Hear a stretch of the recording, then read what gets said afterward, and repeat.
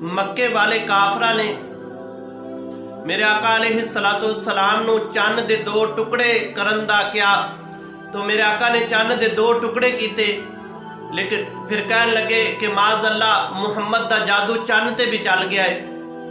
फिर पत्थरां नूं कंकरियां नूं हथ दे अंदर कलमा पढ़दे वेख के माज़ अल्लाह कहन लगे कि मुहम्मद दा जादू ते पत्थरां ते भी चल गया है।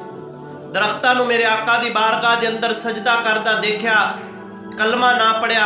माज़ अल्लाह कहन लगे कि मुहम्मद दा जादू दरख्तां ते भी चलदा है। दरख्त नूं मेरे आका दी बारगाह दे अंदर दुरूदो सलाम पढ़दा देख के माज़ अल्लाह कहन लगे कि माज़ अल्लाह मुहम्मद दा जादू दरख्तां ते भी चलदा है, ना मन्ने कलमा ना पढ़िया।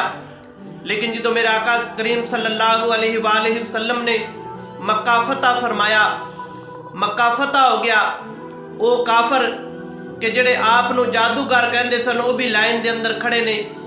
आप दे चचा मीर हमजा दा कातिल भी लाइन दे अंदर खड़ा है। वो औरत भी लाइन दे अंदर खड़ी है कि जिसने आप दे चचा दा कलेजा चबाया, वो भी लाइन दे अंदर खड़ा है। और मेरे आका करीम सल्लल्लाहु अलैहि वसल्लम ने उन्हां काफरां ते मुशरिकां नूं मुखातब होकर फरमाया, दसो हुण तुहाडे नाल की सलूक कीता जाए। वो खामोश ने। तो मेरे करीम आका सल्लल्लाहु अलैहि वसल्लम ने इरशाद फरमाया, जाओ मैं अल्लाह दी रज़ा वास्ते तुहानूं माफ़ कर दिता। जो मेरे आका ने उन्हां नूं माफ़ कीता है, ओहो ही काफर जेड़े चन्न नूं वेख के, दरख्तां नूं सजदा वेख के, पत्थरां नूं कलमा पढ़दियां वेख के मुसलमान नहीं होए। मेरे आका ने जो माफ़ किया, झोंक दर झोंक मुसलमान होने लग पे। तो दोस्तों, माफ़ करना सीखो। माफ़ करने वाली सिफत जिहड़ी है वो खालके कायनात दी सिफत है। वो रहमान माफ़ करदा है अपने बंदियां नूं। इस वास्ते गलतियां इंसान दे कोलों हुंदियां ने, माफ़ करना सीखो।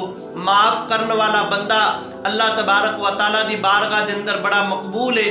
और हजूर फरमाया कि जेड़ा बंदा हक सच दे होने के बावजूद भी अगले बंदे नूं माफ़ कर दिंदा है, अल्लाह तबारक व तआला उस इंसान नूं इस दे बदले अल्लाह तबारक व तआला उसके गुनाह माफ़ कर दिंदा है। तो इस वास्ते अगर किसी को गलती है, किसी इंसान दे करो, किसी बहन भाई दे को माफ़ करो। अल्लाह तबारक व तआला दी सिफत माफ़ करना।